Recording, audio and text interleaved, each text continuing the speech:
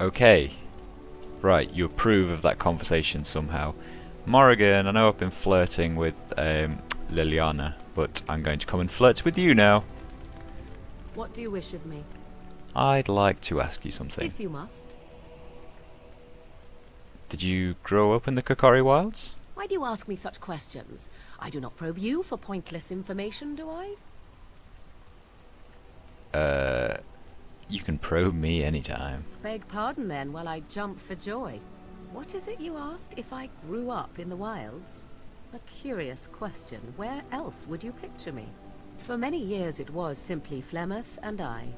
The wilds and its creatures were more real to me than Flemeth's tales of the world of man.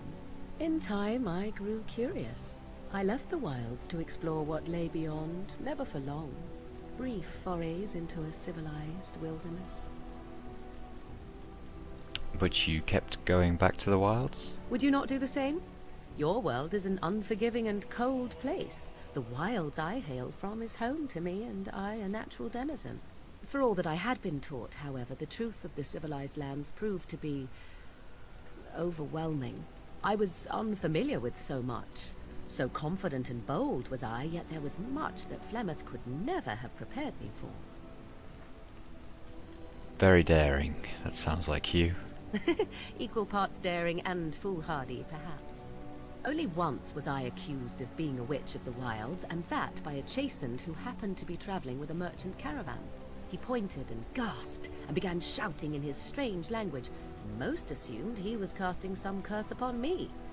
I acted the terrified girl, and naturally, he was arrested. That was quick thinking. Men are always willing to believe two things about a woman. One, that she is weak, and two, that she finds him attractive. I played the weakling and battered my eyelashes at the captain of the guard. Child's play. The point being that I was able to move through human lands fairly easily. Whatever humans think a witch of the wild looks like, 'tis not I. Not that I did not have trouble.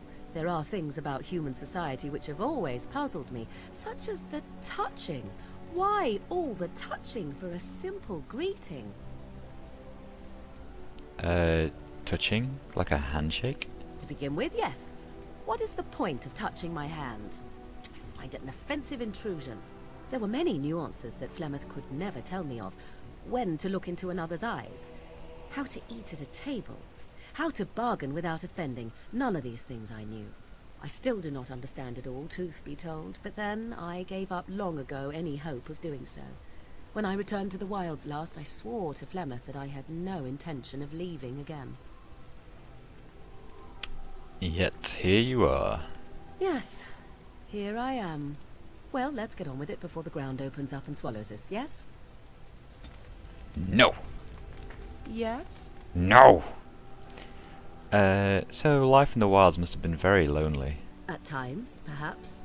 A world full of people and buildings and things was all very foreign to me. If I wished companionship, I ran with the wolves and flew with the birds. If I spoke, 'twas to the trees. It sounds wonderful. For a time, but one can only remain a child for so long.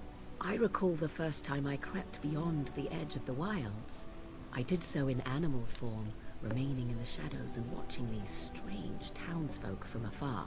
I happened upon a noblewoman by her carriage, adorned in sparkling garments the likes of which I had never before seen. I was dazzled. This, to me, seemed what true wealth and beauty must be. I snuck up behind her and stole a hand mirror from the carriage. It was encrusted in gold and crystalline gemstones, and I hugged it to my chest with delight as I sped back to the wilds. I can't imagine Flemeth was pleased. She was not. Flemeth was furious with me. I was a child and had not yet come into my full power, and I had risked discovery for the sake of a pretty bauble. To teach me a lesson, Flemeth took the mirror and smashed it upon the ground. I was heartbroken. I have a hard time picturing you heartbroken, but no, you were just a child. And a foolish one. Flemeth was right to break me of my fascination. Beauty and love are fleeting and have no meaning. Survival has meaning. Power has meaning. Without those lessons, I would not be here today, as difficult as they might have been. But you don't need to live that way any longer. Do I not? I am still an apostate mage, even if I have left the wilds.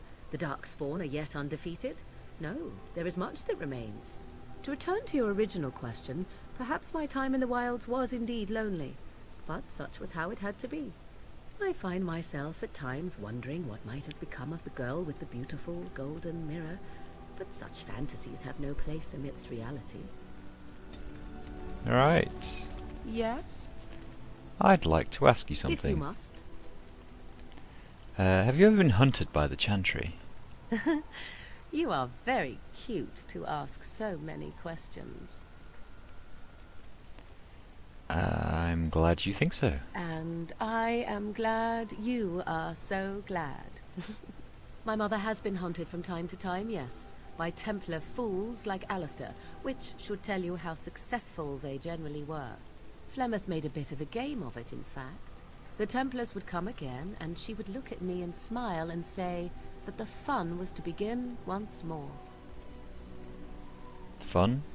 You found it fun? I found the game fun. I was too young to understand the truth behind what was happening. Flemeth would warn them once. 'Twas a warning they inevitably failed to heed. And then the true game began. Often Flemeth would use me as bait. A little girl to scream and run and lure the Templars deeper into the wilds and to their doom. Flemeth used you as bait. 'Twas a game, and I a young girl. If I didn't get to play, I would have been very upset. Thankfully, the wilds is a vast place. Once they found us, Flemeth would simply move us elsewhere, and we would be lost within the forest once again. I did not understand the danger we faced until I was much older. I had never heard of apostates or maleficarum.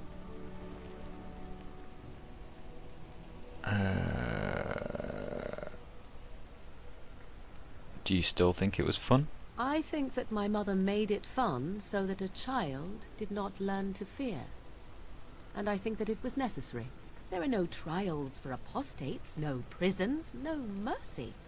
There are only absolutes, so only survival matters. If the wilds have taught me anything, 'tis this. First, you must survive. Do you disagree? You're probably right. An interesting answer for a mage. Enough of this talk. Let us return to the task at hand. Okay. Codex updated. Wait. New ability, what? Inspired by your leadership, this party member has gained a minor bonus to magic. Oh, awesome. I have fantastic leadership skills. Morrigan's critical eye is not reserved solely for others. Knowing or not, she has a simple fondness for jewellery, and is very particular about her appearance. Is she now? Yes? I'd like to ask you something. So, full of questions, are you? Is Flemeth really what she seems to be? Well, that depends, does it not?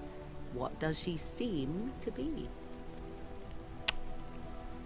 A nutty old bat. Sometimes I do wonder the very same thing. Tell me, how much do you know of the tale? The one that the chastened still tell of my mother, to frighten them into obedience. I didn't even know there was such a thing. Ah, I see. That does explain much. I can relay what Flemeth once told me herself, and you can decide whether or not 'tis the truth, if you desire. That sounds interesting. As the tale is sung by the bards, there was a time when Flemeth was young and beautiful, a fair lass in a land of barbarian men, the desire of any who saw her. Just how long ago is this? Many centuries, before this land was even named Ferelden. The tales say that Flemeth fell in love with Osen the bard, and fled the castle of her husband, the dread Lord Conabar, and that he swore vengeance for her infidelity. In truth, my mother claims that 'twas Osen who was her husband, and Conobar the jealous lord, who looked on from afar. Lord Conobar approached young Osen and offered him wealth and power in exchange for his lovely wife, and Osen agreed. He sold his wife to another man. The life of a bard is a poor one, and love fades in the wake of hunger. 'Twas Flemeth who suggested the arrangement. All would have been well had Lord Conobar kept his end of the bargain. But he was a foul man who bargained with coin he did not possess. Osen was led off to a field and slain, left for dead. Flemeth spoke to the spirits and learned of the deed, and swore revenge. She spoke to spirits or demons? Spirits first, and 'twas they who slew Conobar. Flemeth did not turn to the demon until much later. Lord Conobar's allies chased Flemeth, you see. Chased her to the wilds, and there she hid. There she found the demon, and he made her strong. The legends all speak of the great hero Cormac, he who defeated Flemeth and her great army when she invaded the lowlands centuries later. All lies. Of course Flemeth would say that. You would be surprised at how little my mother cares for what I or others think of her past. The truth of the matter is that there was never an invasion. As Flemeth tells it, the Chastened never raised an army under her banner, and she never fought with any warrior named Cormac. Cormac led a brutal civil war against his own people, and later claimed it was to vanquish evil that had taken root amongst the lords. Thus, he was hailed a hero. Flemeth was only attached to the legend much later. Perhaps 'twas due to the great war with the Chastened that eventually came, but Mother claims not to know how it began. Do you believe her version? I do not believe everything that Flemeth claims. Oft it seems her bitterness has coloured her memories. But on the whole, yes, I believe this tale, if not all. How is it that Flemeth has survived for so long? The demon within her has transformed her into something else. An abomination, perhaps some would say. I know not. I only know my mother is clever, and she is part of the wilds as it is part of her. But she is no immortal. She bleeds. A blade in her heart would kill her like any other, were it lucky enough to find her. The legends tell of Flemeth having many daughters? You ask if I have sisters. I have asked of this myself. The stories tell of many witches of the wilds after all, not just the one. And these tales existed long before I did. Flemeth refuses to speak of other daughters, if they existed. So, should I believe I am her first? I doubt that too. Why would she refuse to speak of them? The Chastened tell of a falling out between Flemeth and her daughters. They say that one day she hunted them all through the wilds and ate their hearts. It may be true. I have never seen another witch or heard of one. Perhaps one day Flemeth will eat my heart as well. Aren't abominations usually insane horrors? How often is this usually? Always? If not always, then when is it not true? There are more things in this world and the next than you or I could ever hope to understand. What Flemeth became is a mystery. I suspect, even to her. An interesting story. Thank you. Flemeth tells it with far more embellishment than I, but you are welcome. Dare I ask of your own mother? Few are abominations of legend, 'tis true, but I find myself curious nevertheless. You can choose to say keep your curiosity to yourself, after all the questions you just asked.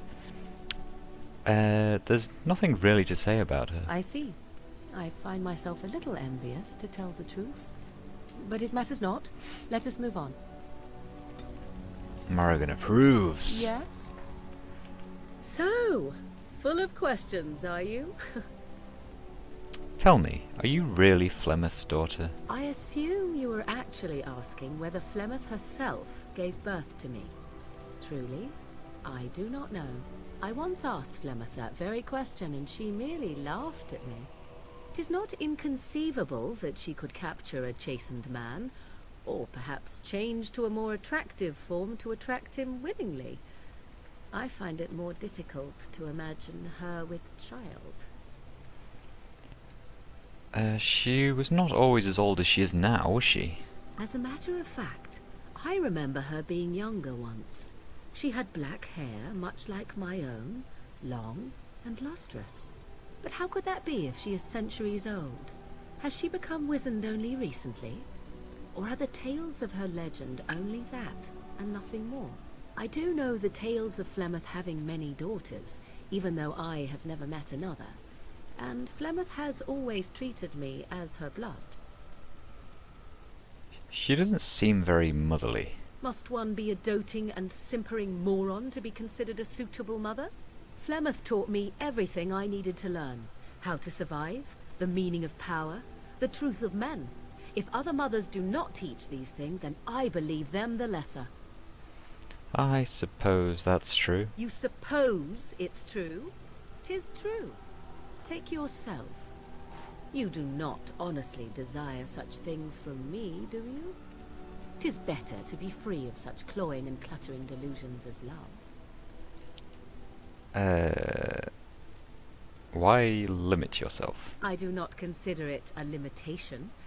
Not leaping into a burning building also happens to be an experience best avoided. I tire of this discussion. Let us move on, shall we? And you approve of that one as well? Yes. Let's discuss something personal. We are in camp, so 'tis as good a time as any. Kiss her! What's this? 'Tis a rather odd discussion you seem to desire, leaning in so closely. Humour me. Oh, it's humor you desire. I didn't realize comedy had anything to do with this. Only if we do it wrong. How true. Let us do it right, then. Oh, how romantic.